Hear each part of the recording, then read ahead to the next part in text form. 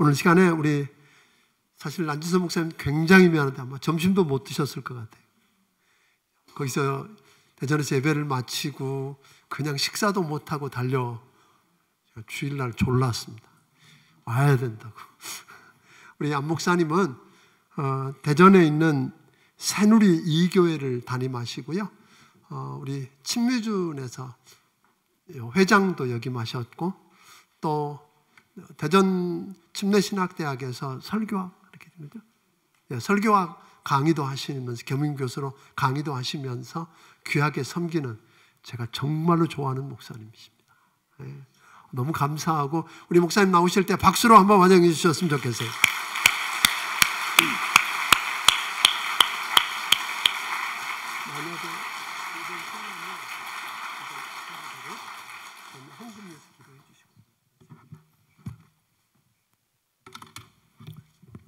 우리 한번 드린 헌금을 위해서 기도하는 시간 갖겠습니다.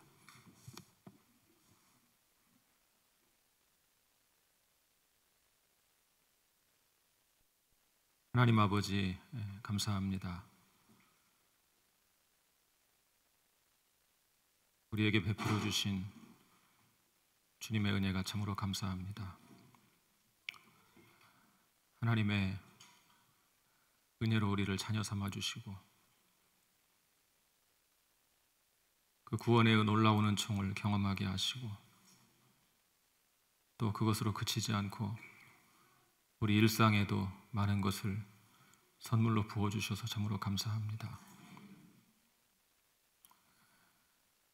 우리가 먹고 입고 자고 허락하신 자녀들을 또 양육하며 돌보고 그렇게 할 수 있는 일상의 은총을 풍성히 부어주셔서 누리며 살게 하시니 감사합니다. 이 모든 것이 주님의 것인 줄 믿고 이 시간 작은 것 구별해서 주님 앞에 올려드립니다. 우리의 것이 아니고 주님의 것입니다. 주님 받아주시옵소서. 이 예물에 주님 우리 사랑하는 성도님들의 땀과 눈물과 주님을 향한 사랑과 감사가 담겨 있습니다. 예물에 담긴 주님을 향한 그 귀한 마음을 받으시고 주님의 나라를 위해서 아름답고 귀하게 선하게 사용되어서 주님의 영광을 드러낼 수 있도록 인도하여 주시옵소서. 이 모든 말씀 우리 주 예수 그리스도의 이름 받들어 봉헌하며 기도하옵나이다. 아멘. 예, 반갑습니다. 예, 저희 교회 그 예배 끝나면 1시입니다. 제가 대전에 있는데요. 제가 어제 교회 리더들에게 송탄중학교 부흥회 간다 그랬는데 말씀을 드리면서 오후 예배가 2시입니다 그랬더니 깜짝 놀라는 거예요. 1시에 끝나는데 대전에서.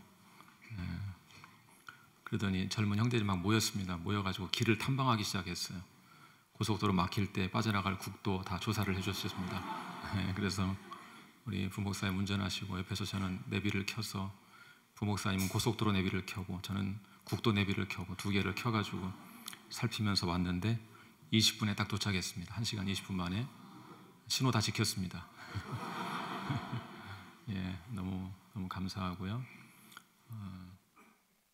보통 이렇게 와서 담임 목사님 존경한다 그러면 업계의 비밀인데 우리끼리 서로 높여주고 존경하는 것처럼 생각할 수 있는데 제가 정말 마음으로 존경하는 목사님이십니다. 우리 후배들끼리 모이면 정말 진짜 목사님이시다. 물론 우리도 진짜 아닌 것은 아니지만 늘 그렇게 서로 이야기를 합니다. 정말 귀한 목사님 목회하시는 교회 꼭 가보고 싶었는데 이렇게 불러주셔서 감사합니다. 제가 이번 부흥회에서 에베소서 1장부터 6장까지 전체를 좀 살펴보려고 합니다.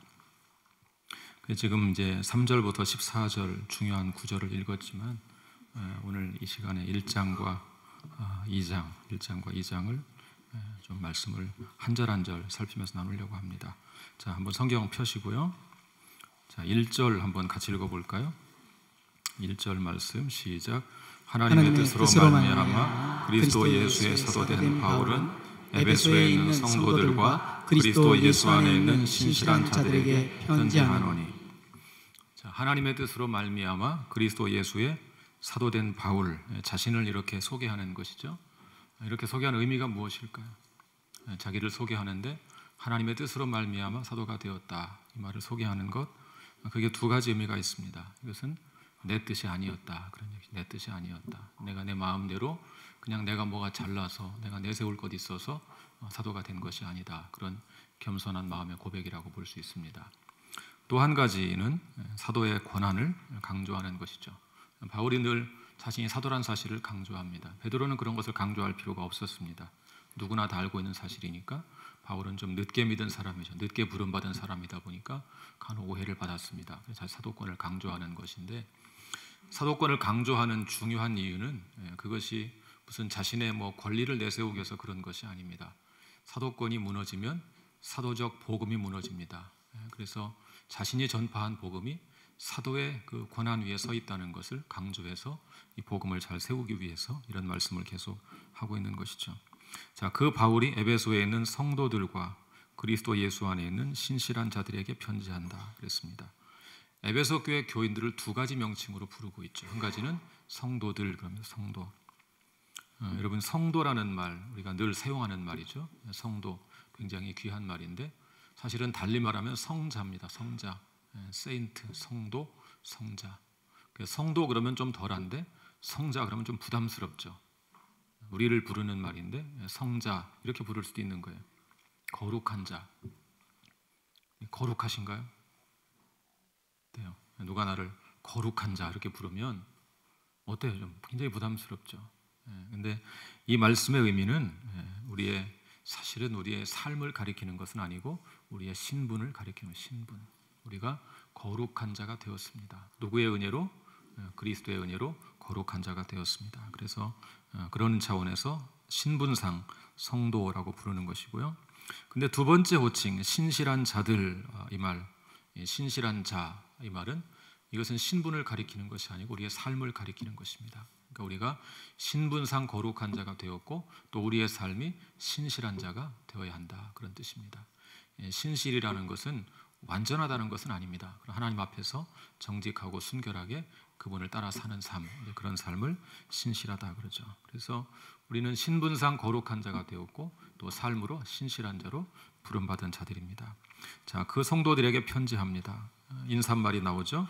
하나님 우리 아버지와 주 예수 그리스도로부터 은혜와 평강이 너희에게 있을지어다. 자, 은혜와 평강이라는 인사를 하는데 그 앞에 나오는 하나님 아버지 주 예수 그리스도는 은혜와 평강의 기원이죠. 은혜와 평강이 어디에서 나옵니까? 하나님께로부터, 그리고 예수 그리스도로 나오는 것이죠. 자, 그 기원을 이야기하는 것이고 그 다음에 은혜, 평강. 본래 그 이스라엘 사람들의 인사말은 평강이죠. 평강, 샬롬이라고 하죠. 샬롬.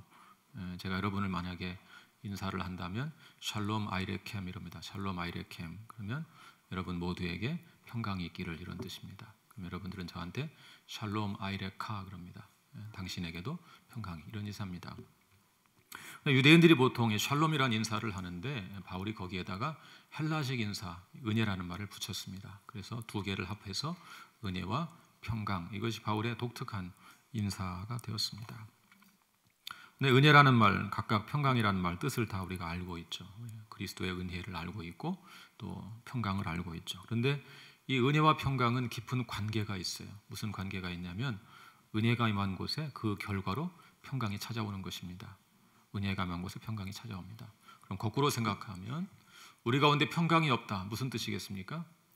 은혜가 없다는 얘기입니다. 은혜가 없다는 얘기예요. 간혹 후배 목사들 중에서 이제 교회가 분쟁을 겪은 곳에 부임하는 이런 경우가 있습니다. 조언을 구합니다. 어떻게 하면 그 교회 분열된 것을 좀 치유할 수 있을까요? 그럼 제가 그럴 때 권면하는 말이 있습니다. 절대로 분쟁에 개입하지 마십시오. 절대로 분쟁에 개입하지 마시고 그리스도의 십자가 은혜를 계속 설교하십시오. 그럽니다. 은혜만 계속 설교하십시오. 그러면 그 은혜로 우리의 심령이, 성도의 심령이 치유되면 평강은 자연스럽게 찾아오는 것입니다. 은혜가 없으니까 평강이 없는 것이지 은혜가 있으면 평강은 뒤따라오게 되어 있습니다. 그렇게 말씀을 드립니다. 그래서 여러분, 교회 가운데 은혜가 있으면 평강이 있는 것이고요, 교회가 평화롭다는 것은 은혜가 있다는 증거라고 볼 수 있습니다. 자, 그렇게 인사말이 끝난 다음에 3절부터 14절까지는 바울이 지금 하나님을 찬송하는 것입니다. 찬송하는 찬송 시인데요. 이게 참 의미 있는 것이 3절부터 14절 굉장히 길잖아요. 이 전체가 헬라어 성경으로 읽어보면 한 문장이에요. 한 문장. 상상이 되세요? 보통 우리가 한 문장 어떻게 씁니까? 나는 아무개입니다. 이렇게 한 문장이에요. 한 문장. 마침표를 찍으면 끝나는 거잖아요. 근데 3절부터 14절 이 긴 내용 전체가 한 문장이에요. 한 문장. 예전에 옥하는 목사님은 그냥 그분 나름대로 묵상한 것을 이렇게 말씀하신 적이 있어요. 하나님을 찬송하기 시작했는데 숨 쉴 여유가 없었다. 그래서 숨 쉴 여유가 너무 감격스러워서 마침표를 찍을 새도 없이 끝까지 다 그냥 하나님을 찬양하는 시를 내뱉었다. 그렇게 말씀하신 적이 있어요. 정말 그런 느낌이 들어요. 바울이 정말 감격이 차올라서 고백하다 보니까 잠깐 마침표를 찍고 쉴 새가 없이 그냥 끝까지 쭉 나갔다. 그리고 마지막 마무리를 한 것이죠. 근데 이 찬송시는 삼위일체 하나님을 찬송하는 것입니다. 3절부터 6절까지는 성부 하나님을 찬송하고 7절부터 12절은 성자 예수님, 13, 14절은 성령 하나님, 이렇게 삼위 하나님을 찬송하는 방식으로 되어 있습니다. 자, 3절 한번 같이 읽어보죠. 시작. 찬송하리로다 하나님 곧 우리 주 예수 그리스도의 아버지께서 그리스도 안에서 하늘에 속한 모든 신령한 복을 우리에게 주시되. 맨 처음에 찬송하리로다. 찬송하리로다. 다른 말로 하면 송축한다. 그런 말입니다. 송축한다. 히브리어에서는 바라크라는 단어가 있는데요. 이 단어가 세 가지 경우에 쓰입니다. 첫 번째는 하나님이 사람을 바라크할 수 있습니다. 이게 복을 준다. 우리에게 복을 주신 하나님이 복을 주신다. 그런 말이고요. 사람이 다른 사람을 축복할 수 있죠. 내가 당신을 축복합니다. 바라크한다고요. 그것은 하나님께서 당신에게 복을 주시기를 내가 빈다. 이런 뜻이잖아요. 복을 내가 주는 것은 아니지만 나는 복을 비는 거죠. 하나님이 주시기를 비는 거죠. 그런데 놀랍게도 구약 성경을 보시면 사람이 하나님을 바라크할 수가 있어요. 우리말로 사람이 하나님을 축복할 수가 있어요. 근데 축복한다고 말하지 않고 그때는 송축한다. 송축한다. 찬송하고 축복한다. 그런 것이죠. 우리 하나님께 뭘 드릴 수는 없잖아요. 사실 뭘 드리겠어요, 우리가? 하나님께 드려봐야 하나님께는 별것 아닐 수 있죠. 별거 아니에요. 우리의 마음을 받으시는 것이지 그분께 뭐가 부족해서 우리가 드릴 것은 없단 말이에요. 그러니까 하나님을 축복할 수는 없어요. 그러니까 그런 마음으로 마치 내가 누군가를 축복하는 것과 같은 그런 마음으로 하나님을 송축한다. 이렇게 말하는 겁니다. 이 말씀이 그런 말씀에서 나온 건데요. 송축한다. 자, 누구를 송축합니까? 하나님을 송축하는데 하나님하고 곧 누구라고 했어요? 우리 주 예수 그리스도의 아버지. 자, 하나님을 우리 주 예수 그리스도의 아버지라고 소개합니다. 자, 한번 제가 줘볼게요. 이슬람교가 말하는 알라가 같은 하나님이에요? 아니죠. 근데 그들도 구약 성경 일부를 받아들이거든요. 아브라함 얘기도 나오고 막 이런단 말이에요. 그러니까 혼동하는 사람들이 있어요. 같은 하나님이 아니에요. 우리는 우리 주 예수 그리스도의 하나님, 그분을 우리가 믿는 거예요. 예수님을 통해서 당신의 아들을 통해서 계시하신 그 하나님을 믿는 것이거든요. 그러니까 우리 하나님은 그냥 하나님이 아니고 우리 주 예수 그리스도의 아버지 하나님이신 거예요. 자, 그 하나님께서 그리스도 안에서 하늘에 속한 모든 신령한 복을 우리에게 주셨다 그랬어요. 하늘에 속한 모든 신령한 복, 뭐 땅, 하늘 이런 차원이 아니고 신령한 것, 영적인 것 이런 것을 주셨다는 이야기죠. 자, 그 신령한 복을 우리에게 주셨다 그랬습니다. 자, 그 복이 어떤 것이냐? 4절에 보시면 곧 그랬죠. 곧이라는 말은 앞에 말을 풀어주는 것이죠. 신령한 복을 주셨는데 그 복이 어떤 복이냐? 창세전에 그리스도 안에서 우리를 택하사. 그리스도 안에서, 그 말은 무슨 말이겠어요? 예수 그리스도의 십자가 안에서. 그렇죠? 예수 그리스도의 십자가 안에서 우리를 택하셨어요. 뭐 하려고 택하셨어요? 우리를 구원하려고 택하셨어요. 우리를 구원하시려고 선택했다는 거예요. 자, 우리로 사랑 안에서 4절 그 앞에 거룩하고 흠이 없게 하시려고. 그런데 선택하신 목적이 뭐라는 거예요? 선택하신 목적, 거룩하고 흠이 없게 하는 것. 저와 여러분을 선택하시고 부르신 목적이 뭐냐면 거룩한 자로 만드시는 거죠. 거룩한 자로. 여러분 평생에 소망으로 삼으셔야 돼요. 주님, 제가 주님 앞에 거룩한 자가 되기를 원합니다. 프랜시스 셰퍼는 미국의 젊은이들에게 집회를 하면서 젊은이들이요, 행복을 목표로 삼지 말고 거룩을 목표로 삼으라 그랬어요. 거룩을 목표로 삼으라. 우리가 거룩하고 흠이 없는 자가 되게 하시려고 우리를 선택하셨으니까 우리가 그런 마음으로 살아야 된다는 것이죠. 자, 그다음 5절 같이 읽어보죠. 5절 시작. 그 기쁘신 뜻대로 우리를 예정하사 예수 그리스도로 말미암아 자기의 아들들이 되게 하셨으니. 자, 우리를 예정하셔서 예수님을 통해서 자기의 아들들, 하나님의 아들들이 되게 하셨어요. 자, 6절에는 또 그런 목적이 나오죠. 6절. 자, 이는, 그 말은, 그 목적은, 그 이유는 이런 말이죠. 6절 같이 읽어보죠. 시작.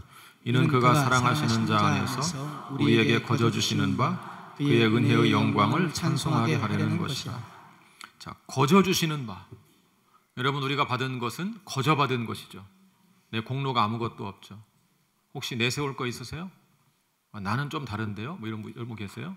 나는 조금 내세울 게 있어요. 공로가 있어요. 그런 분 계세요? 그 공로로 구원받을 수 있는 것이 아니에요. 거저 주신 것이죠. 자, 그래서 그의 은혜의 영광을 찬송하게 하려는 것이라. 한마디로 우리에게 신령한 복을 주셨는데, 그래서 구원받게 하시고 하나님 자녀가 되게 하셨는데, 그 신령한 복을 주신 가장 궁극적인 목적이 뭐냐? 6절 마지막에 은혜의 영광을 찬송하게 하려는 것이다. 달리 말하면 영광스러운 은혜, 그 은혜를 찬송하게 하려는 것이다. 우리를 부르시고 신령한 복을 주신 목적이 그 은혜를 찬송하는 것이다. 그것이 우리 삶에 부름받은 목적인 줄로 믿습니다. 자, 그 다음에 7절부터 성자 예수님을 찬양합니다. 7절 같이 읽어볼까요? 시작. 우리는 그리스도 안에서 그의 은혜의 풍성함을 따라 그의 피로 말미암아 속량 곧 죄사함을 받았느니라. 자, 그리스도 안에서 그의 은혜의 풍성함을 따라 그의 무엇으로 말미암아? 피로 말미암아. 그의 피가 뭘 가리키겠어요? 십자가를 가리키죠. 십자가로 말미암아 속량, 곧 달리 말하면 죄사함을 받았다 그럽니다. 자, 또 8절에 이는 그 말이 나오죠. 이는 죄사함의 목적이 뭐냐 그 말이죠. 이는 그가 모든 지혜와 총명을 우리에게 넘치게 하사 그 뜻의 비밀을 우리에게 알리신 것이요 그의 기뻐하심을 따라 그리스도 안에서 때가 찬 경륜을 위하여 예정하신 것이니. 거기 어렵고 중요한 단어가 나왔어요. 경륜이라는 단어가 나왔는데요. 자, 경륜이 뭐냐? 다른 말로 섭리라고 할 수 있는데 3장 6절로 가보시죠. 3장 6절. 3장 6절.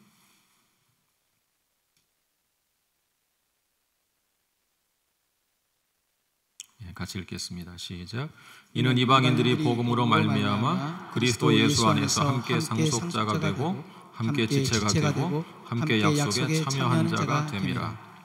자, 하나님의 경륜이 뭐냐면 우리 이방인들이 유대인들과 함께 상속자가 되고 함께 지체가 되고 함께 약속에 참여하는 자가 되는 것이다. 그 경륜을 위해서 우리가 부르심을 받았다. 예정을 받았다. 그런 이야기입니다. 자, 그 다음에 10절 보시면 하늘에 있는 것이나 땅에 있는 것이 다시 1장으로요. 다 그리스도 안에서 통일되게 하려 하심이라. 자, 그리고 11절 모든 일을 그의 뜻의 결정대로 일하시는 이의 계획을 따라 우리가 예정을 입어 그 안에서 기업이 되었으니. 자, 이제부터 볼 때는 대명사를 주목해 보셔야 돼요. 11절은 우리가 그랬죠. 우리가 누구겠어요? 여기 우리는 유대인 그리스도인. 자, 그 다음에 또 12절에 가보시면 이는 우리가 그리스도 안에서 전부터 바라던 그 영광의 찬송이 되게 하려 하심이라. 다시 한번 성자 예수님을 통해서 은혜를 주신 목적이 뭐냐? 그것도 역시 찬송하는 것이다. 그 영광을 찬송하는 것이다. 그렇게 말합니다. 그런데 13절부터 보면 대명사가 바뀌죠. 그 안에서 뭐라고 했습니까? 너희도 그랬죠. 너희는 누구겠어요? 우리가 유대인 그리스도인이면 너희는 이방인 그리스도인이죠. 자, 우리 유대인들만 그런 복을 받은 것이 아니고 너희도 진리의 말씀 곧 너희의 구원의 복음을 듣고 그 안에서 또한 듣고 믿어 약속의 성령으로 인치심을 받았으니. 자, 복음을 듣고 또 믿었고 성령으로 인치심 받았다. 인쳤다. 인자가 무슨 자겠어요? 인차. 도장인자죠. 도장을 찍었다. 인쳤다. 그런 말입니다. 자, 우리 대학생들이 서울에 가서 원룸 방을 구합니다. 그럼 보증금 1,000만 원 이렇게 보증금을 주는 거죠. 보증금 왜 주는 거죠? 안 주면 도망갈 수 있거든요. 살다가 도망갈 수 있잖아요. 그러니까 보증금을 내면 보증금에서 까면 되니까 안심이 되는 거예요. 그게 보증이에요. 보증. 그게 인치는 거예요. 내가 확실히 이렇게 하겠다. 말로만 하지 않고 약속하는 의미로 보증금을 내는 거예요. 그거 바로 보증이에요. 보증. 인친다는 거예요. 자, 그러니까 우리가 구원받았다는 것, 우리가 예수 그리스도를 믿고 믿음으로 구원받았다는 것을 확실히 하기 위해서 우리에게 하나님께서 약속의 성령을 보내주셨다는 거예요. 성령이 오시면서 확실하게 되었다, 인쳤다, 이런 말입니다. 자, 그리고 다시 목적이 나오죠. 이는 또 반복되죠. 14절 같이 읽어볼까요? 시작. 이는 우리의 기업의 보증이 되사 그 얻으신 것을 속량하시고 그 영광을 찬송하게 하려 하십니다.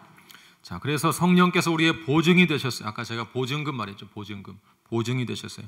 확실하게 약속해 주셨다 그 말이죠.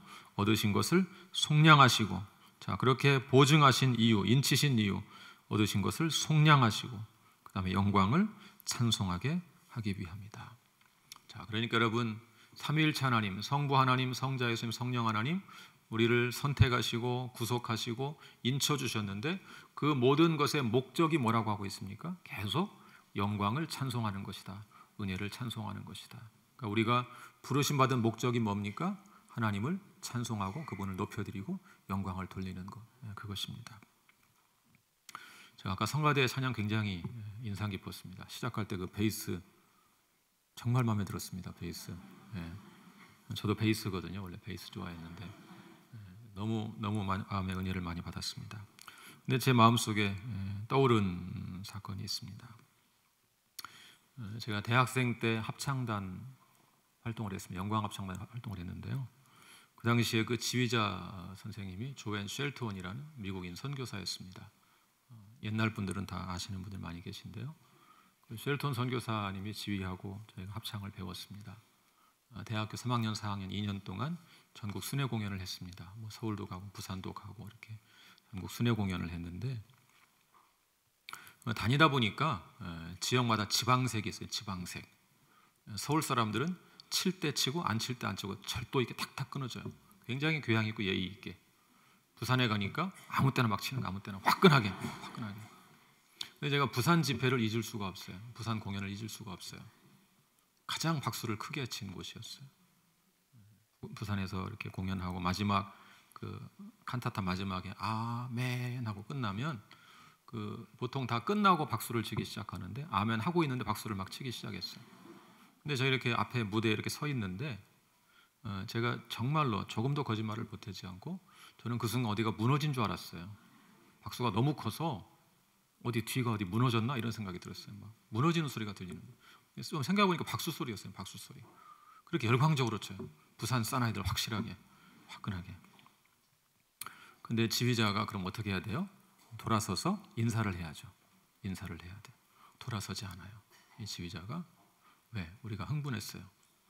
박수가 너무 커가지고 야, 우리 굉장히 잘했나 보다 이렇게 흥분했어요. 지휘자가 돌아서지 않고 우리를 바라보고 손가락을 하늘을 가리켜요. 그분의 사인이에요. 사인. 우리끼리 사인이에요. 사인. 이게 뭐냐면 Praise the Lord. 주님만 찬양하자. 주님만 찬양하자.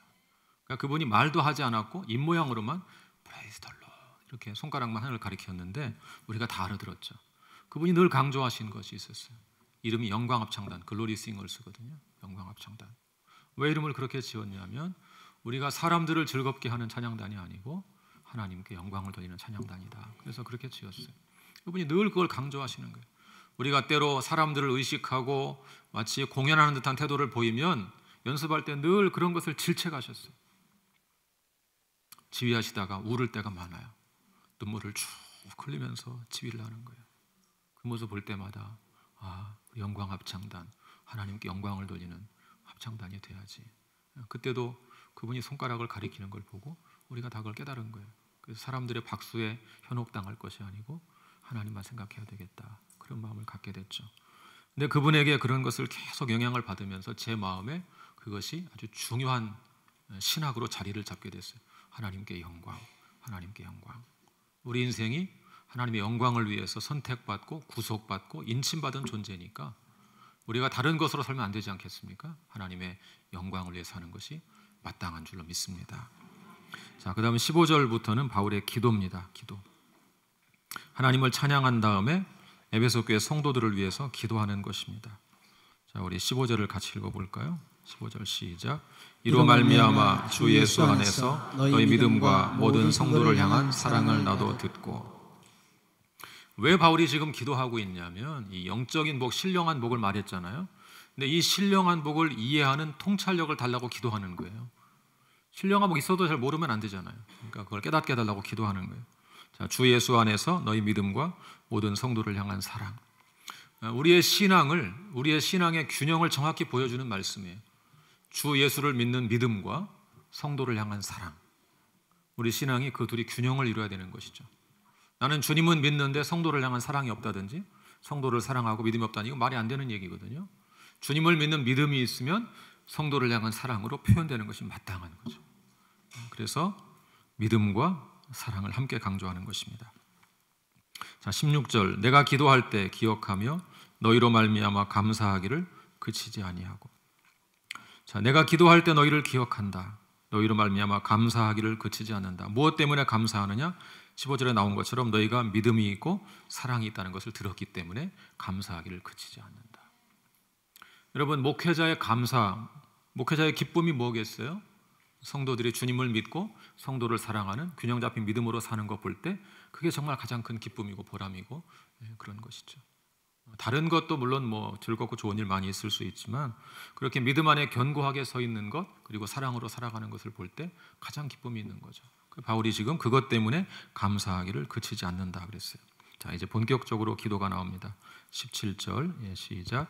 우리 주 예수 그리스도의 하나님 영광의 아버지께서 지혜와 계시의 영을 너희에게 주사 하나님을 알게 하시고. 자, 첫 번째 기도의 제목, 지혜와 계시의 영을 너희에게 주사 하나님을 알게 해달라. 자, 하나님을 안다는 것이 뭘까요? 하나님을 안다. 안다는 말, 머리로 지식으로 안다는 말일까요? 여러분, 그 마리아가 수태고지를 받을 때 천사가 나타나서 네가 잉태할 것이다 말씀할 때 마리아가 뭐라고 말합니까? 나는 사내를 알지 못하니 어찌 이런 일이 있을 수 있습니까? 그러잖아요. 사내를 알지 못한다. 사내를 왜 모르게 사내를 알죠. 그런 말이 아니고 내가 성적인 경험을 통해서 알지 못한다 이런 말이거든요.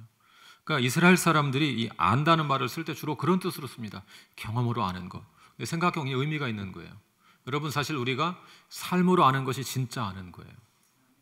그게 진짜 아는 거예요. 그러니까 그런 사고방식을 가지고 있는 거예요. 그래서 지혜와 계시의 영을 너희에게 주사 하나님을 알게 해달라. 이 기도가 뭐냐면 하나님을 경험하게 해달라. 그런 기도입니다. 여러분, 하나님을 경험으로 알 수 있기를 축복합니다. 자, 그 다음에 두 번째 기도, 너희 마음의 눈을 밝히사. 여러분의 마음에 눈을 밝혀주시옵소서 기도하는 것입니다. 눈을 밝혀달라고 기도하는 또 이유가 뭐냐면, 그래서 뭘 하게 되냐면 18절 계속 보시면 그의 부르심의 소망이 무엇이며, 그의 부르심의 소망. 4절로 가볼까요? 4절 부르심의 소망이 뭔지 다시 1장 4절 같이 읽을까요? 시작. 곧 창세전에 그리스도 안에서 우리를 택하사 우리로 사랑 안에서 그 앞에 거룩하고 흠이 없게 하시려고. 우리를 부르신 목적이 뭐라고 했어요? 우리를 거룩하게 만들기 위해서. 자, 그 얘기죠. 부르심의 소망이 무엇인지. 자, 우리를 거룩하게 하기 위해서 불렀다는 그 소망이 무엇인지 알게 해달라. 또 성도 안에서 그 기업의 영광의 풍성함이 무엇이며, 기업의 영광, 이것은 교회를 가리키는 교회. 유대인들은 이제 부모를 통해서 그 믿음을 상속받는 생각, 이게 상속 기업이잖아요. 그래서 야곱이 이삭의 축복을 상속받고 이런 거잖아요. 근데 그 신약에 와서 교회를 통해서 이어지는 거예요. 그 기업의 영광의 풍성함이 무엇인지, 교회의 영광이 무엇인지. 자, 그 다음 세 번째는 19절에 보면 그의 힘의 위력으로 역사하심을 따라 믿는 우리에게 베푸신 능력의 지극히 크심이 어떠한 것을 너희로 알게 하시기를 구하노라. 이거는 뭐냐면 교회의 능력이 어떤 것이 너희가 알게 하기를 원한다. 교회의 능력. 교회가 얼마나 능력 있는 존재인지 너희가 알기를 기도한다. 여러분, 교회는 굉장한 능력 있는 존재입니다. 잠시 후에 보겠습니다. 어떤 능력이 있는지. 자, 20절부터 보겠습니다. 20절. 자, 그의 능력이 그리스도 안에서 역사하사. 자, 그의 능력은 하나님의 능력이고 그것이 누구 안에서 역사했어요? 그리스도 안에서 역사했어요. 어떤 결과가 생겼어요? 첫 번째, 죽은 자를 가운데서 다시 살리시고 예수님을 부활시켰어요. 그렇죠? 하나님의 능력이 예수님을 부활시켰어요. 자, 두 번째 뭐예요? 하늘에서 자기의 오른편에 앉히사 승천시켰어요. 그렇죠? 예수님을 죽은 자 가운데 일어나게 하시고 그리고 하늘로 승천시켰어요. 자, 그 다음에 세 번째 21절 모든 통치와 권세와 능력과 주권과 이 세상뿐 아니라 오는 세상에 일컫는 모든 이름 위에 뛰어나게 하셨다. 승천하여서 통치권을 주셨어요. 하나님 보좌 우편에 앉았다 그랬잖아요. 보좌 우편에 앉았다. 그것은 통치권을 받았다 이런 말이거든요. 자, 하나님께서 자신의 그 놀라운 능력을 예수님에게 부어주셔서 살리시고 승천시키고 통치권을 주셨다 이런 얘기입니다. 자, 그런데 그 다음 보세요. 더 중요한 말씀이 있어요. 22절 또 만물을 그의 발 아래 복종하게 하시고 그가 누구예요? 그의 발 예수님이죠. 예수님 발 아래 복종하게 하셨어요. 대적들을 굴복시켰어요. 그를 만물 위에 교회의 머리로 삼으셨느니라.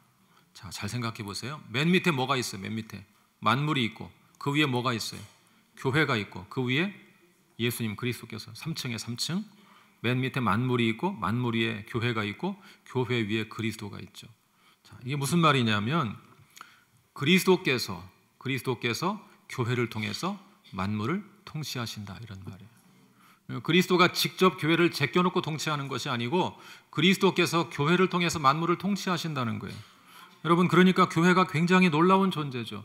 그리스도와 함께 만물을 통치하는 존재가 교회라는 것입니다. 23절 읽어볼까요? 23절 시작. 교회는 그의 몸이니 만물 안에서 만물을 충만하게 하시는 이의 충만함이니라. 자, 교회는 뭐라고요? 그의 몸이다. 그가 누구예요? 예수님의 몸이다. 잘 생각해 보세요. 자, 제가 지금 머리가 있고 몸이 있죠. 그러면 지시하고 생각하는 것은 뭐예요? 머리죠. 움직이는 건 뭐예요? 몸이죠. 몸으로 움직이는 거예요. 몸으로. 자, 그럼 생각해 보세요. 그리스도가 머리이시고 교회가 몸이면 누가 지시해요? 그리스도가 지시하시죠. 그럼 누가 움직여요? 교회가 움직여요. 자, 그래서 교회가 만물을 통치한다는 거예요. 그리스도께서 교회를 사용해서 자신의 몸인 교회를 사용해서 만물을 통치한다는 거예요. 그럼 교회가 누구예요? 우리예요. 우리. 건물을 말하는 게 아니고 당연히 이것은 우리 성도들을 말하는 거죠. 자, 그리스도께서 여러분을 사용해서 세상 만물을 통치한다는 거예요. 여러분, 그러면 교회가 얼마나 능력 있는 존재예요? 얼마나 대단한 권능이 있는 존재예요? 근데 왜 우리가 오늘 그런 대접을 받지 못하고 세상의 비난을 듣고 있습니까? 우리가 그리스도께 순종하지 않기 때문이죠. 머리에게 순종해야 되는데, 복종해야 되는데, 서로 화평하고 화목하고 하나 되어 사랑하며 살고 이렇게 살아야 되는데 그렇지 못하니까 세상의 비난을 듣는 것이죠. 제가 한 10몇 년 전에 강릉에 수해가 크게 난 적이 있었어요. 강릉에 기억하시는지 모르겠는데 굉장히 큰 수해가 난 적이 있었어요. 저희가 어떻게 연결되어서 강릉 지역에 수해를 당한 교회를 좀 돕게 됐어요. 제가 주일날 그 교회가 설교도 하고 전달도 하고 이런 시간을 좀 보냈는데요. 갔다가 제가 은혜를 굉장히 받고 돌아왔어요. 가보니까 12개 교회가 서로 유대 관계를 맺고 있었어요. 이렇게 한 가족처럼 공동체 관계를 맺고 있었어요. 서로 교단도 다르고 그냥 다른 교회예요. 그런데 그 계기가 있어요. 서울의 어떤 신학대학 교수님께서 이 신학교를 졸업했지만 목사님들이 강원도 시골에서 고생하고 있으니까 뭔가 좀 도와주려고 월요일마다 내려와서 말씀을 가르치기 시작한 거예요. 매주 내려와서 그걸 몇 년 동안 한 거예요. 몇 년 동안 자비량으로 교수님께서. 그러니까 함께 말씀을 공부하다 보니까 친밀한 관계가 형성된 거예요. 어느 정도로 친밀한 관계가 형성되었냐면 예를 들면 저희 교회가 어느 교회 전화를 하죠. 이번에 수해를 입으셨다고 들었는데 저희가 돕고 싶습니다. 그럼 이렇게 말합니다. 우리보다 더 어려운 당한 교회가 있는데 거기를 도와주십시오. 이렇게 말합니다. 여러분, 그런 곳 보셨어요? 나도 지금 수해를 입었는데 도와주겠다는데 지금 필요한데 우리도 필요하지만 더 어려운 교회가 있으니까 거기를 도와주세요. 그렇게 말씀하시는 거예요. 또 한 번은 이야기를 들어보니까 그중에 제일 큰 교회가 한 120명 모이는 교회, 나머지 다 작은 교회예요. 제가 그 교회 설교하러 갔었는데요. 그 목사님이 그러시는 거예요. 자기 그 같은 친밀하게 지내는 교회 한 교회가 한 작은 교회인데 갈등이 생기면서 다 성도를 떠나버렸다는 거예요. 교회가 다 문 닫을 위기에 아무도 교인이 없어요. 이 목사님 120명 정도 모이는 교회 목사님이 한 구역을 한 달씩 보내기 시작했어요. 한 구역을 가서 예배를 드려라. 한 달 동안 예배를 드리고 봉사하고 헌금도 거기다가 해라 그런 거예요. 그렇게 해서 교회를 결국 살렸어요. 제가 그곳에 가서 그 교회를 보다가 너무나 마음에 감동을 받았어요. 야, 이런 교회가 있구나. 세상 사람들의 존경을 받겠어요? 안 받겠어요? 존경을 받는 거죠. 우리나라 초창기에 참 감동적인 그런 실제 스토리들이 참 많습니다. 한국 초기 선교 시대 이자익 목사라는 분이 있어요. 이자익 목사. 그 김제에 가면 금산교회라는 교회가 있어요. 근데 교회 모양이 기역자예요. 기역자. 이 강단을 중심으로 이렇게 돼 있어요. 왜 그런지 짐작이 되세요? 옛날에 왜 그렇게 만들었는지. 남녀를 구별시키기 위해서 그런 거예요. 서로 보지 못하도록. 목사만 볼 수 있어요. 목사만. 목사의 특권이에요. 목사의 특권. 목사는 다 볼 수 있어요. 서로 교인들은 못 보는 거예요. 지금도 문화재로 남아 있어요. 청년들이 거기 방문하면 일부러 나눠놔요. 남녀를 나눠놓고 따로 앉으라고 하고 흉내를 내보는데 그런 교회가 있어요. 근데 그 교회 담임 목사였던 분이 이자익 목사님이란 분인데 이분이 이제 일제 강점기를 보내고 해방된 다음에 이 한국 교회 재건하는 일에 많은 힘을 쏟으신 분이에요. 근데 원래 이분이 어떻게 된 거냐면 이 사람이 원래 조덕삼이란 지주의 마부, 종이었어요. 말을 치는 종이었는데 어느 날 테이트란 선교사가 복음을 전하러 이 조덕삼 집에 온 거예요. 복음을 옆에서 듣고 있다가 예수님을 같이 영접했어요. 자기도 영접하고 그리고 이제 자기 주인과 함께 금산교회를 섬기기 시작했어요. 그러니까 사실은 뭐 이 주인이 설립한 교회인 거죠. 같이 섬겼는데 몇 년 지나고 장로 선거가 있어요. 장로 선거. 근데 이 마부가 장로가 됐어요. 마부가. 주인은 떨어지고. 설립자는 떨어지고 옆에 있다가 복음 받고 같이 따라온 마부가 장로가 돼. 15살 차이 나는 더 어린 사람은 장로가 됐어요. 사람들이 당황했죠, 다들. 그럴 줄은 몰랐거든요. 선교사도 당황했어요. 본인도 당황하고. 그런데 이 조덕삼 이 주인이 마이크를 달라고 그러다 이렇게 말하는 것입니다. 우리 금산교회 성도들은 정말 훌륭한 일을 했습니다. 저 이자익은 나보다 훨씬 더 신앙이 좋은 사람이니까 그분을 뽑는 것이 마땅합니다. 제가 장로로 잘 모시고 섬기겠습니다. 이런 거예요. 얼마나 마음에 감동이 됐겠어요. 이야기가 거기서 끝나지 않고요. 나중에 이자익이 신학교를 가겠다는 거예요. 그러니까 조덕삼 이 자기 주인이었던 이분이 이자익을 평양신학교 돈을 대서 유학을 보냈어요. 돈을 다 대가지고 유학을 시킨 거예요. 공부를 마치고 그 후에 이 조덕삼도 장로가 됐어요. 장로가 되어서 그분을 담임 목사로 초청했어요. 자기가 종으로 데리고 있던 사람 돈 대서 공부시키고 공부하고 목사가 담임 목사가 초청해서 함께 교회를 섬기는 거예요. 여러분 초창기 그 당시에 사실 그 양반과 천민의 구분이 확실하던 시대, 그런 시대 자기 종을 장로로 섬기고 자기 종을 공부시키고 돈 대주고 담임 목사를 모셔서 함께 일하고 그런 일이 있을 수가 없죠. 그런 놀라운 역사가 있었어요. 우리 한국교회가 초기에 사람이 적었는데도 존경을 받는 이유가 바로 그런 것 때문이에요. 여러분 교회가 그렇게 그리스도에게 순종할 때 그분도 그리스도에게 순종한 거잖아요. 자기가 장로가 못 됐지만 그게 중요한 게 아니고 우리는 다 그리스도를 섬기는 종인데 하고 섬긴 거예요. 그러니까 그런 섬김이 있으니까 한국교회가 많은 사람들에게 존경받는 그런 위치를 누리게 되었던 것이죠. 바로 그런 뜻입니다. 교회는 그의 몸이다. 만물 안에서 만물을 충만하게 하시는 이의 충만합니다. 교회가 머리이신 그리스도께 순종하면 그리스도께서 교회를 통해서 그런 놀라운 역사를 이루실 줄로 믿습니다. 우리 송탄중앙교회를 통해서도 그런 아름다운 이야기들이 퍼져나갈 수 있기를 축복합니다. 자, 2장 보겠습니다. 2장. 자, 이제 우리에 대한 찬송과 기도를 넘어서 이제 우리에 대한 말씀이 나옵니다. 자, 2장 1절 같이 읽어볼까요? 시작. 그는 허물과 죄로 죽었던 너희를 살리셨도다. 자, 허물과 죄로 죽을 것 같던 이렇게 써 있습니까? 그냥 죽었던 그러죠. 우리의 정체가 정확히 드러나죠. 허물과 죄로 죽었던 자다 그런 얘기예요. 죽었던 자. 그런 우리를 살리셨어요. 이제 신자를 향한 하나님의 역사가 무엇인지를 잘 보여줍니다. 자, 2절 같이 읽어볼까요? 2절 시작. 그때 너희는 그 가운데 생하여 이 세상 풍조를 따르고 공중의 권세 잡은 자를 따랐으니 곧 지금 불순종의 아들들 가운데서 역사하는 영이라. 자, 그때가 언제예요? 옛날에 믿기 전에 그 말이죠. 믿기 전에 너희는 그 가운데 생하여 이 세상 풍조를 따르고 세상 사람들이 걸어가는 길을 따라간다 그런 얘기예요. 세상 사람들이 부정직한 길을 갈 때 함께 부정직한 길을 가고 불의한 길을 가고 그랬다는 거예요. 그 다음에 공중의 권세 잡은 자를 따랐다. 공중의 권세 잡은 자가 누굽니까?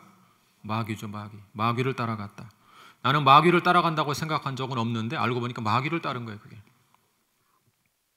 곧 지금 불순종의 아들들 가운데 역사하는 영이라 사탄에게 순종하며 살았다. 여러분 복음서 보시면 예수님께 베드로를 책망하는 내용이 나오죠. 뭐라고 책망해요? 사탄아 물러가라 그래, 베드로한테. 너무하지 않아요? 자기 제자인데 너무하잖아요. 배 목사님 그러시면 어떠시겠어요? 여러분 향해서 사탄아 물러가라, 좀 틀린 얘기였다고 해서 그렇게 안 하시잖아요. 그럼 베드로가 의도적으로 사탄으로 달라고 했어요? 그런 거 아니에요. 그냥 자기는 선생을 지키고 싶었어요. 십자가에 죽겠다고 하니까 말리고 싶었던 것 뿐이에요. 그러니까 전혀 의도는 그런 것이 아니에요. 근데 결과는 뭐예요? 사탄아 물러가라 책망을 들은 거예요. 왜? 사탄이 하던 일을 하고 있겠으니까. 사탄을 따라서 하고 있으니까. 의도한 것이 아니지만 우리가 그렇게 살았다는 거예요. 자, 3절 보죠. 3절 시작. 전에는 우리도 다 그 가운데서 우리 육체의 욕심을 따라 지내며 육체와 마음에 원하는 것을 하여 다른 이들과 같이 본질상 진노의 자녀이었더니.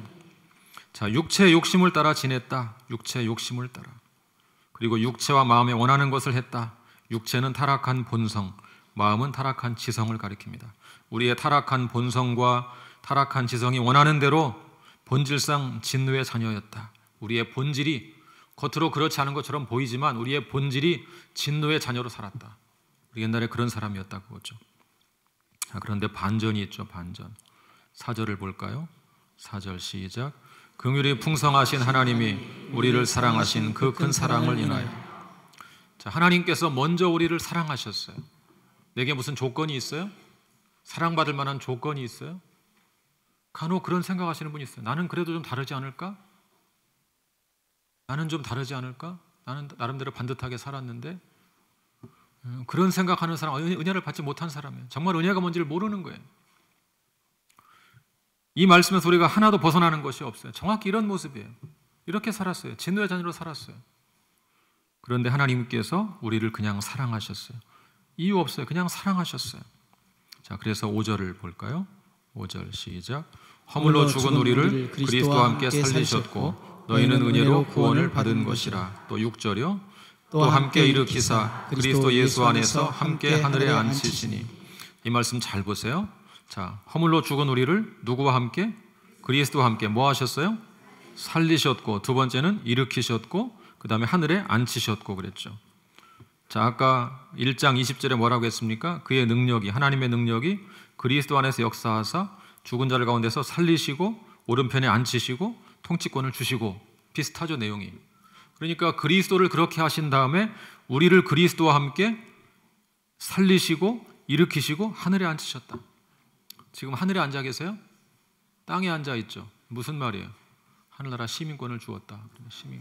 시민권을 주었다는. 시민권을 가지고 있으면 언젠가 아무 때나 갈 수 있는 거예요. 확보가 됐다 그런 얘기예요. 이 땅에 살고 있지만, 몸은 여기 살고 있지만 하늘의 시민권을 가지고 있다.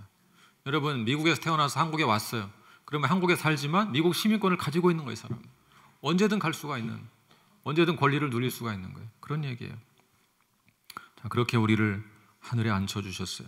이제 그 목적이 또 나오죠. 이는 그 말은, 그 목적은 그 말이에요. 7절 같이 읽어보죠. 시작.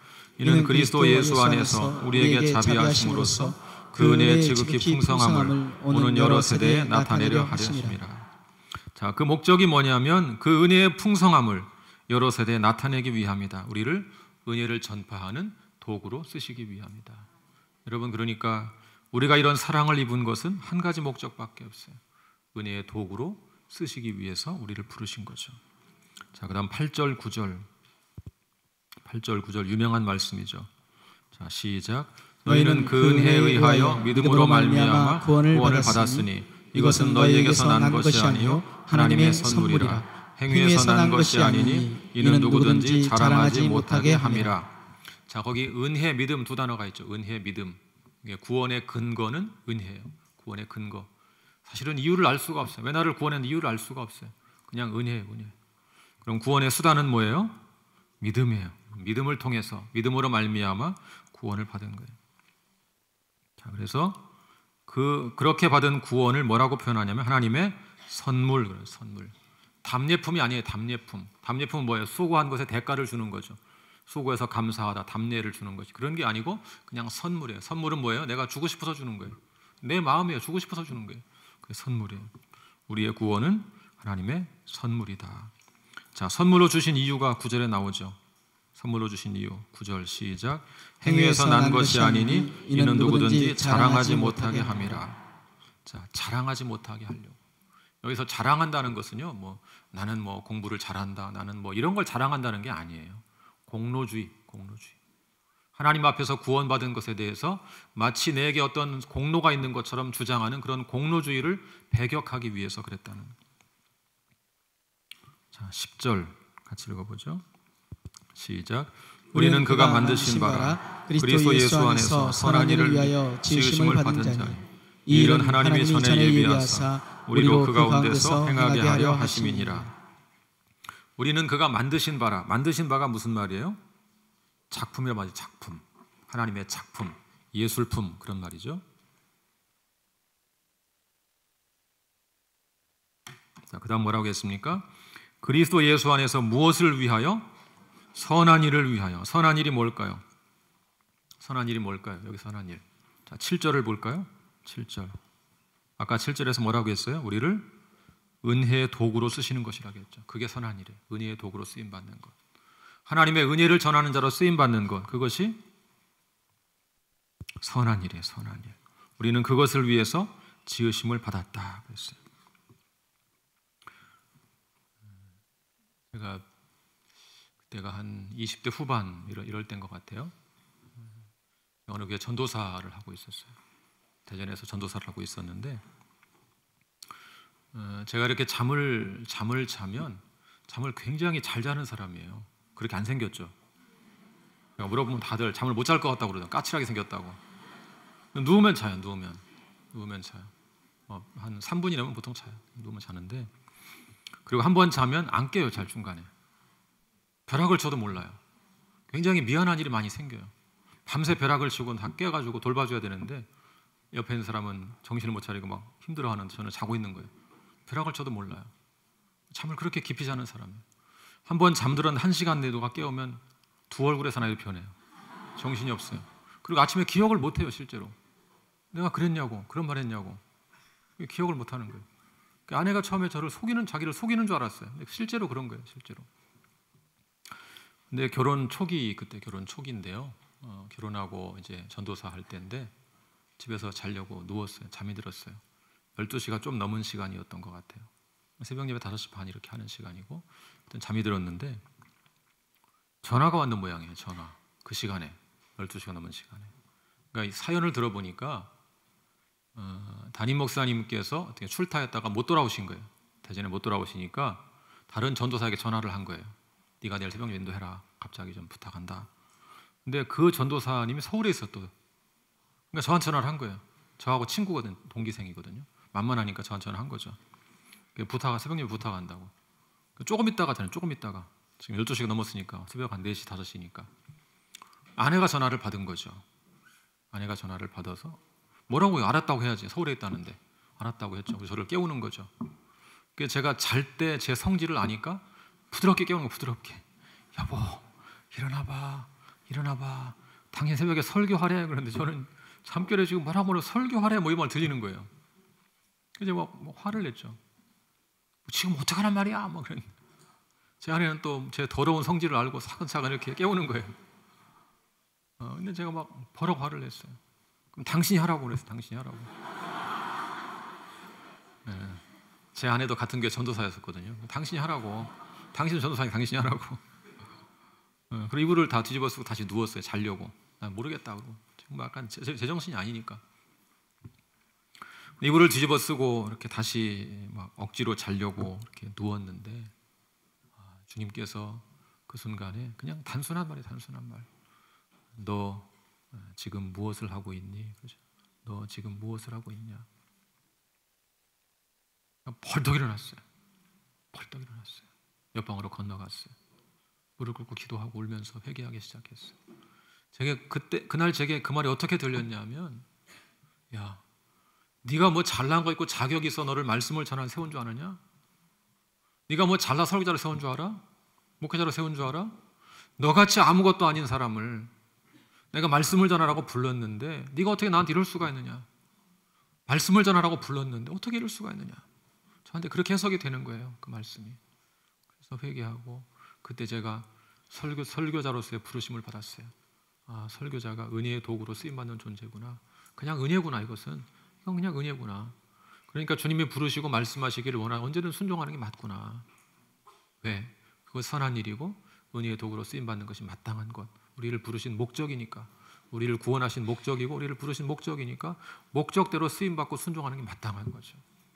여러분, 그러니까요, 다른 일이 선한 일이 아니고 하나님의 은혜의 도구로 쓰임받는 게 선한 거예요.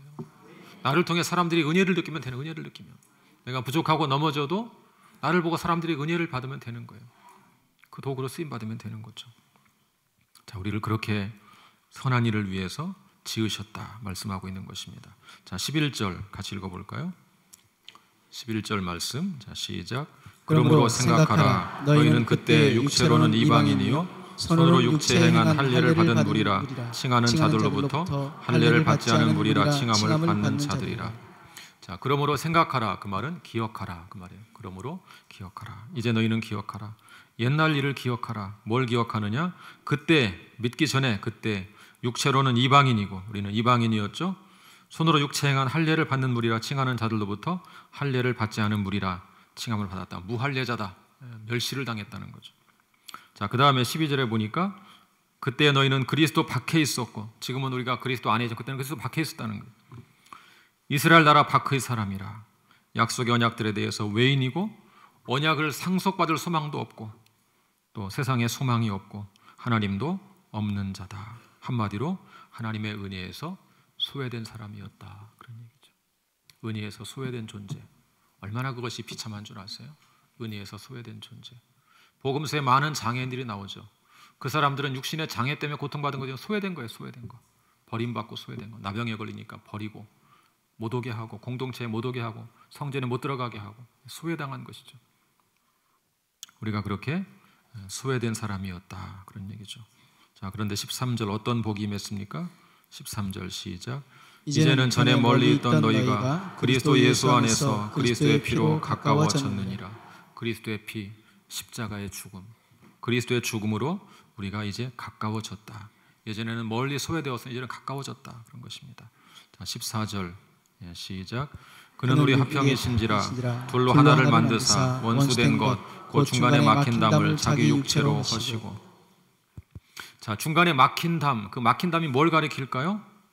율법이에요. 율법. 율법이 막았죠. 율법이 유대인과 이방인을 가로막고 섰던 거예요. 그것을 자기 육체로 헐어버리셨어요. 그게 무슨 말이에요? 자신의 십자가의 죽음으로 그 담을 헐어버리셨어요. 자, 그 다음에 15절 시작. 법조문으로 된 계명율법을 폐하셨으니 이는 이 둘로 자기 안에서 한 세 사람을 지어 화평하게 하시고. 자, 율법을 폐하셨어요. 율법을 폐하셨어요. 무효화시켰어요. 더 이상 효력을 발휘하지 못하게 무효화시켰어요. 왜 무효화시켰냐면 이 둘로 유대인과 이방인을 한 세 사람을 지어서 화평하게 하기 위해서. 화평하게 하기 위해서. 자, 그 다음 16절 시작. 또 십자가로 이 둘을 한 몸으로 하나님과 화목하게 하게 하시니라. 원수된 것을 십자가로 소멸하시고. 유대인과 이방인을 하나로 화목하게 화평하게 해주시고 하나님과 인간도 화목하게 해주시고. 십자가가 그런 역할을 한 거죠. 십자가는 가로축 세로축이 있죠. 하나님과 나와의 관계를 화평하게 화목하게, 인간과 인간을 또 화평하게. 십자가가 그렇게 한 거예요. 여러분, 그래서 우리는 새로운 사람이 된 거예요. 교회를 말하는 거예요. 교회. 이제 교회는 새로운 사람이 되었다는 거예요. 자, 그 다음 보겠습니다. 17절 볼까요? 17절 시작. 또 오셔서 먼 데 있는 너희에게 평안을 전하시고 가까운 데 있는 자들에게 평안을 전하셨으니. 자, 먼 데 있는 너희가 누구를 가리킬까요? 먼 데 있는 너희, 이방인. 가까운 데 있는 사람은 누구예요? 유대인이겠죠. 그래서 유대인과 이방인 모두에게 평안을 전하셨다. 자, 18절 시작. 이는 그로 말미암아 우리 둘이 한 성령 안에서 아버지께 나아감을 얻게 하려 하심이라. 자, 그가 누구예요? 그 예수 그리스도. 그러니까 예수 그리스도로 말미암아 우리 둘이 유대인과 이방인이 누구 안에서? 한 성령 안에서 누구에게?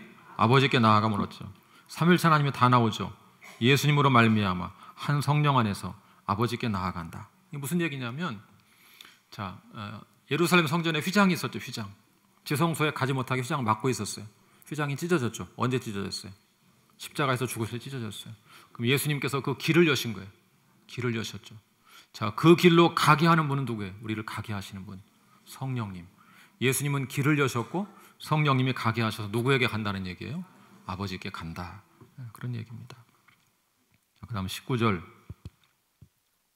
같이 읽습니다. 시작. 그러므로 이제부터 너희는 외인도 아니요 나그네도 아니요 오직 성도들과 동일한 시민이요 하나님의 권속이라. 자, 그러므로 예수님께서 길을 여시고 성령께서 우리를 인도하셔서 아버지께로 가게 하셨으니까, 그러므로 이제는 너희는 외인이 아니고 나그네도 아니고 성도들과 동일한 시민이고 하나님의 권속이다. 그래서 하나님의 권속. 권속이라는 말은 가족이란 말이에요. 가족. 하나님의 가족이다. 이제 교회는 하나님의 가족이 된 것입니다. 여러분 그렇게 믿으십니까? 하나님의 가족이 된 것입니다.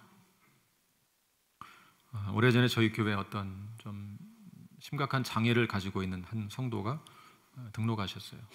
근데 이렇게 키가 작은 분이죠. 외소증이라는, 키가 약간 작은 거 말고 아주 작은, 어린아이처럼 성인인데 키가 작은 그런 외소증 장애를 앓고 있는 분이 오셨어요.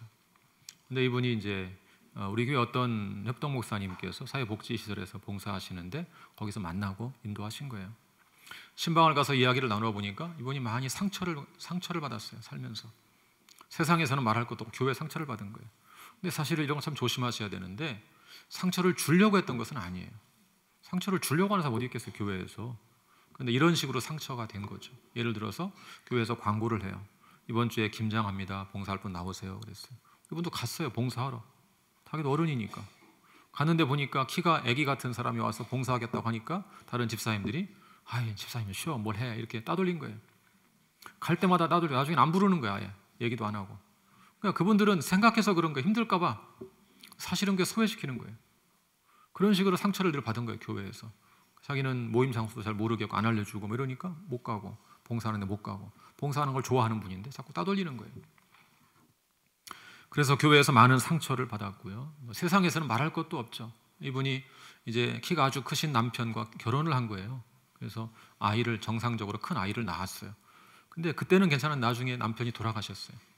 남편이 돌아가시니까 혼자 남았죠. 시댁에서 버림받았어요. 얼마나 결혼을 반대했겠어요. 생각해 보세요. 얼마나 결혼을 반대했겠어요. 시댁에서.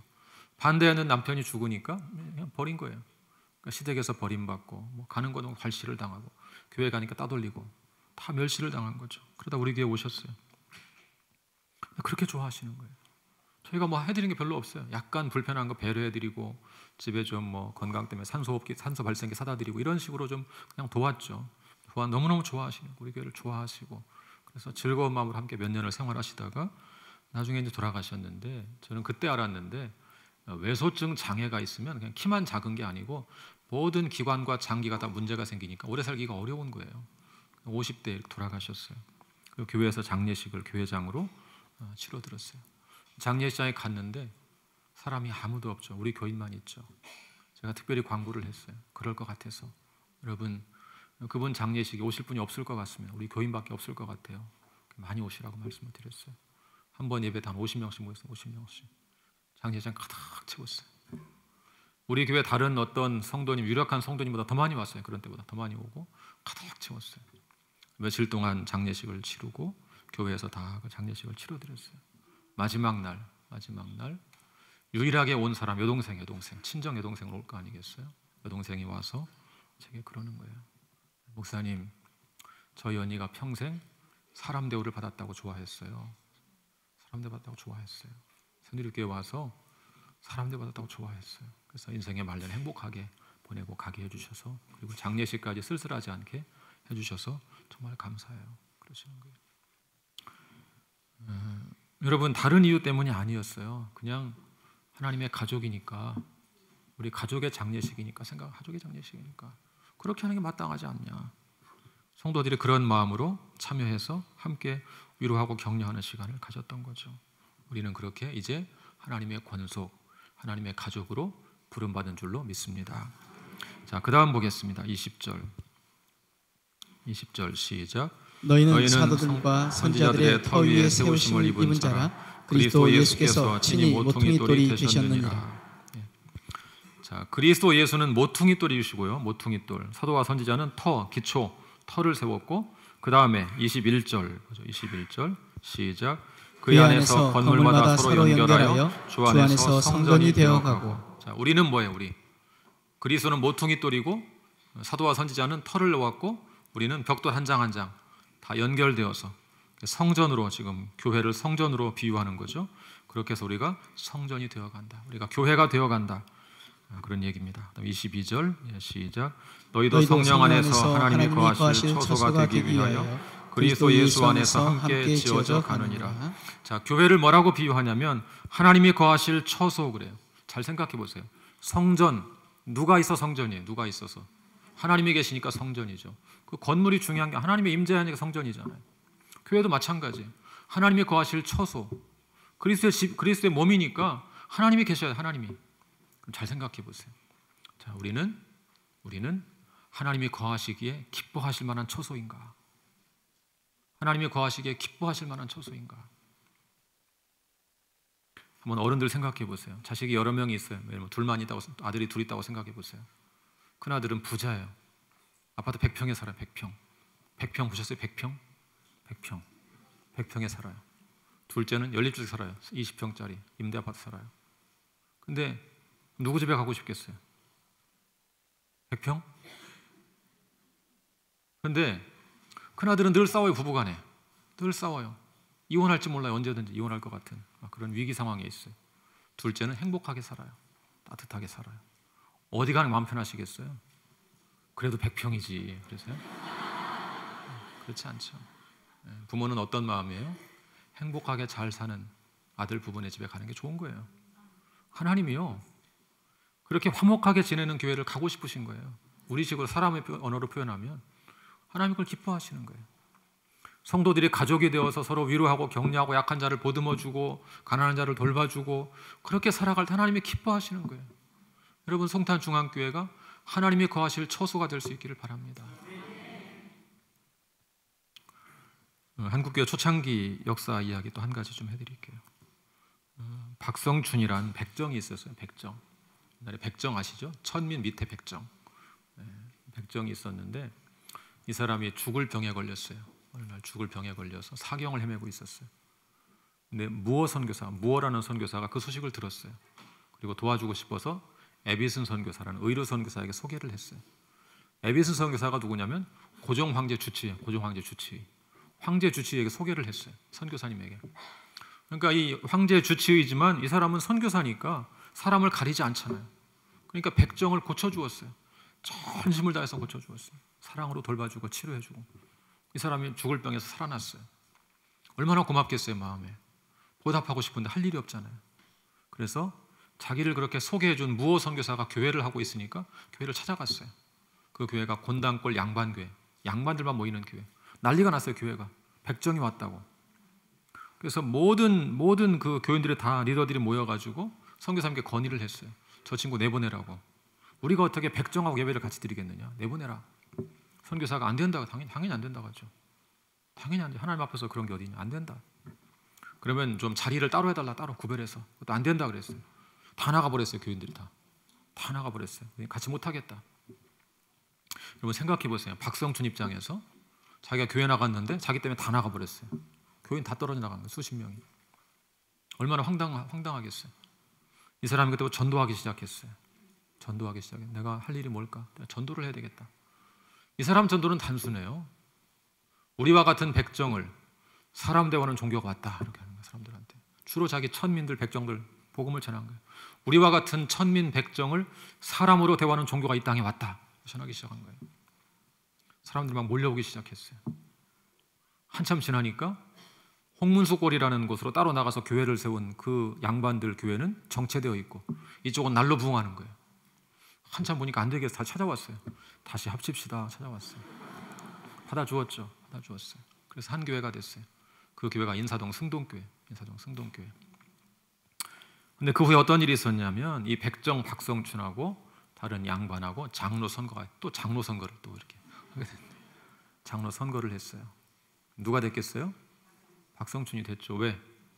자기 친구들이 많으니까 장로가 되는 거죠. 백정들이 선배들이 많으니까 장로가 되는 거죠. 장로가 됐어요. 또 몇 년이 흘렀어요. 그 조선 왕조의 황손 가운데 이재형이라는 분이 장로로 출마했어요. 그 장로가 됐어요. 그래서 한 교회에서 백정과 왕손이 함께 장로가 당회를 꾸려나가는 거예요. 같이 섬기는 거예요. 초창기 역사에 있었던 일이에요. 한국 교회가 그런 교회였어요. 그런 교회. 정말 그리스도 안에서 가족이고 하나님의 권속이라는 생각 때문에 그렇게 왕손과 백정이 함께 교회를 이루고 당회를 이루고 함께 섬기는 거예요. 여러분, 그것이 바로 하나님이 거하실 처소. 하나님이 거하실 처소. 다른 말 하나님이 기뻐하시는 처소. 하나님이 있고 싶은 처소. 그런 곳인 거예요. 그런 곳. 몇 년 전에 우리 교회 장애인 한 분이 찾아오셨어요. 휠체어 타는 장애인이신데요. 이분은 지금 현재는 몸의 기능의 95%가 죽은 상태예요.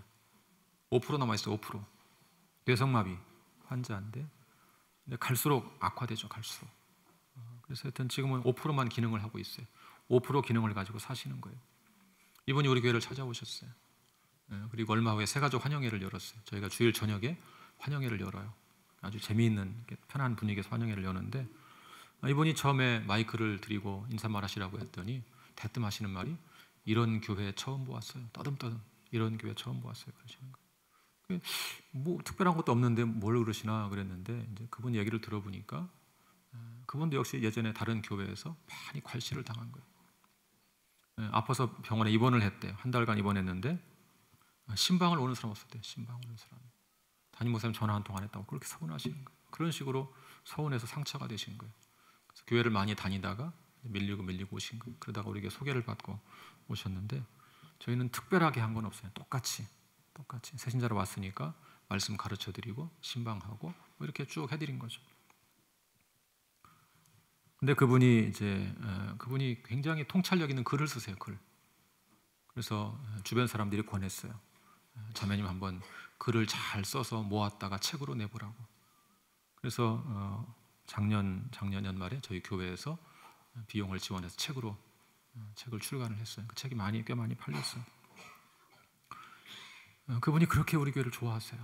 그렇게 좋아하세요. 주일날 교회 나오려면 몇 시간 걸려요. 몇 시간. 일어나는데 1시간 걸려요. 일어나는데 몸이 마비되어 있으니까 하나 주물러 가면서 천천히 일어나는 거예요.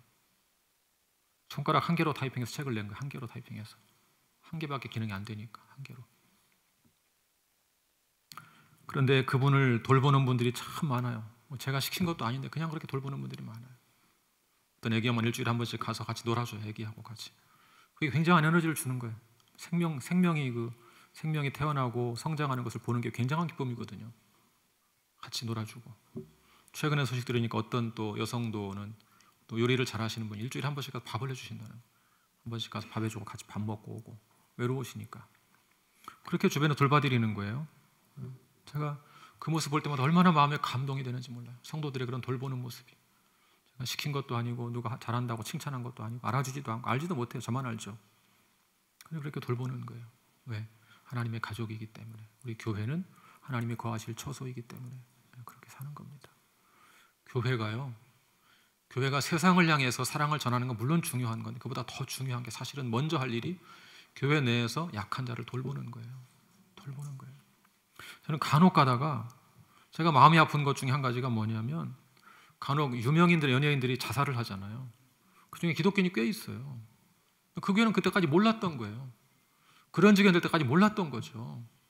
왜? 우리가 서로 친밀한 교제가 없으니까. 어느 구역이나 목장에 들어가서 친밀하게 마음을 놓을 친구가 있었으면 왜 죽겠어요? 털어놓으면 서로 돌봐주고 해서 살 수 있죠. 아무도 없는 거예요. 유명한 스타지만 아무도 없고 혼자 외롭게 우울증에 걸려서 결국 자살을 택하는 거죠. 생각해 보세요. 그런 일이 있다면 정말 그것이 하나님이 거하실 처소일까? 하나님의 권속일까? 우리가 정말 가족이 맞나? 이런 생각이 들지 않습니까? 그러니까 제가 무슨 다른 교회를 비난하려고 하는 이야기가 아니라 우리 스스로를 반성하게 되는 거예요. 우리 한국 교회가 정말 그런 교회론을 가지고 지금까지 살아왔는가? 하나님이 거하실 처소, 하나님의 가족, 우리가 그런 교회를 추구하고 그런 공동체를 세워나갈 때 세상이 우리를 바라볼 때 놀라게 되는 거죠. 저 사람들은 도대체 무슨 특별한 일이 있길래 저렇게 서로 사랑하고 살까? 약한 자를 저렇게 돌보며 살까? 저를 기뻐할까? 뭐 때문에요? 예수가 있으니까. 예수가, 그 속에 예수가 있으니까.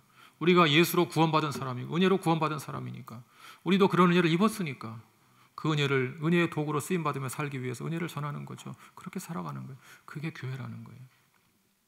사랑하는 여러분, 우리는 그런 교회가 되라고 부름받은 존재들입니다. 그런 교회가 되라고, 그런 교회로 은혜의 도구로 쓰임받으라고, 성도를 서로 사랑하면서 하나님의 가족이 되고 그리고 하나님이 거하시기를 기뻐하시는 처소가 되기 위해서 함께 교회를 세워가라. 그렇게 우리는 부름받은 존재인 줄로 믿습니다. 우리 송탄중앙교회가 그런 교회로 자라갈 수 있기를 축복합니다. 우리 함께 기도하겠습니다.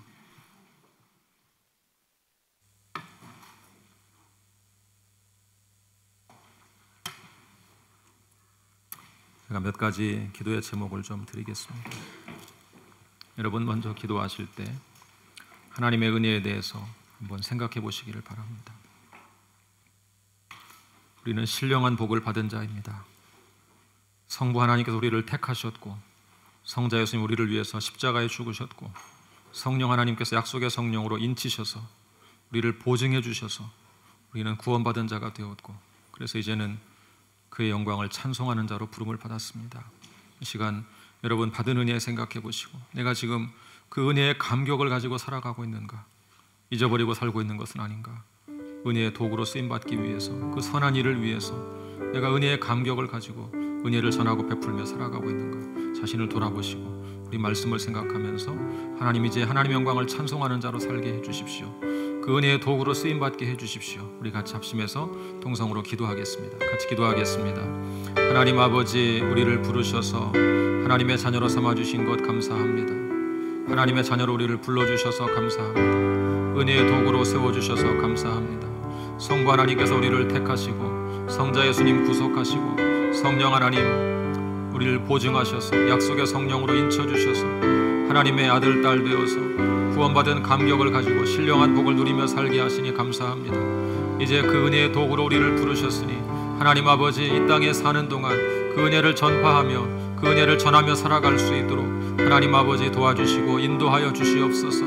오 하나님 아버지, 사랑하는 성도들 은혜의 도구로 사는 것을 선한 일로 여길 수 있도록 주님 도와주시고 주님 인도하여 주시옵소서. 오 하나님 도와주시옵소서. 오 하나님 도와주시옵소서. 우리를 은혜의 도구로 불러주셨으니, 우리를 은혜의 도구로 불러주셨으니 그 은혜의 도구로 귀하게 쓰임받는 교회가 되게 하시고, 하나님 그 은혜가 우리를 통해서 우리 이웃들에게 흘러갈 수 있도록, 우리 주변에 흘러갈 수 있도록 하나님 은혜의 도구로, 은혜의 통로로 쓰임받으며 살아갈 수 있도록 하나님 아버지 역사하여 주시고 인도하여 주시옵소서.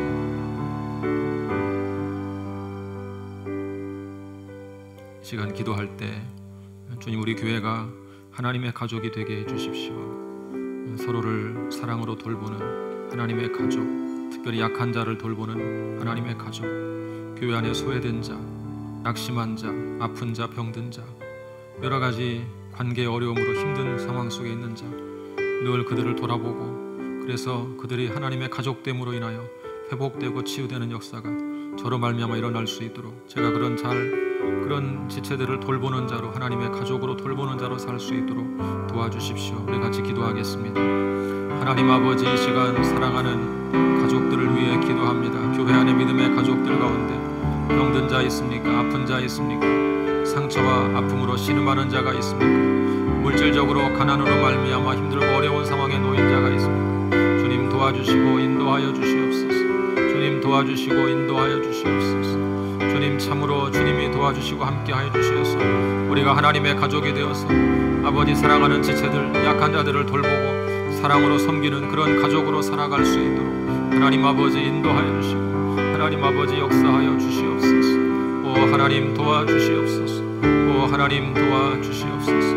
인도하여 주시옵소서.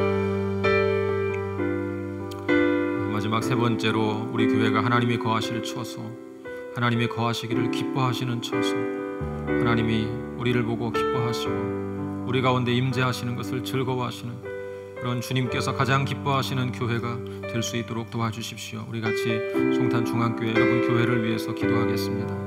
하나님 아버지, 이 시간 사랑하는 교회를 위해서 기도합니다. 우리 송탄중앙교회 이 지역에 세워주시고 이 지역에서 건강한 교회로 자라가게 하신 것을 감사합니다. 하나님이 거하실 처소, 하나님이 거하시기를 기뻐하시는 교회, 그런 교회가 될 수 있도록 하나님 아버지 인도하여 주시옵소서. 우리 담임 목사님과 모든 교역자들, 장로님과 집사님들, 권사님들, 주께서 저들을 기억하여 주시고 주님의 몸된 교회를 주님이 거하시기를 기뻐하는 곳으로 그렇게 세워갈 수 있도록 하나님 아버지 인도하여 주시고 하나님 아버지 역사하여 주시옵소서. 하나님이 거하실 처소, 송탄중앙교회가 하나님이 거하시기를 기뻐하시는 처소가 될 수 있도록 하나님 아버지 역사하여 주시고 인도하여 주시옵소서. 주님의 은혜를 감사합니다. 하나님 아버지 감사합니다. 성부 하나님 우리를 택하시고 성자 예수님 우리를 위해서 죽으시고 성령 하나님 인쳐주셔서 우리를 구원하여서 하나님의 자녀가 되게 하신 것 감사합니다. 이제는 그 영광을 찬송하는 삶을 살게 하여 주시옵소서. 하나님, 저희가 선한 일을 위해서 부르심을 받았는데 하나님의 은혜의 통로로, 은혜의 도구로 쓰임받게 해주시옵소서. 우리를 통해 하나님의 은혜가 세상으로 흘러갈 수 있도록 하나님 아버지 도와주시옵소서. 그 은혜를 입은 자로서 우리 성도들을 하나님의 가족으로 여기고 특별히 약한 자들을 돌보는 삶을 살게 해주시옵소서. 몸이 아픈 자, 병든 자, 물질적으로 가난한 자, 직장이 없어서 힘든 시간을 보내는 지체, 또 우울증으로 여러 가지로 힘든 상황 속에 있는 지체들, 늘 주변을 돌아보고 그분들을 돌보고 사랑으로 섬겨서 우리가 진정으로 하나님의 가족으로 세워져 갈 수 있도록 하나님 도와주시옵소서.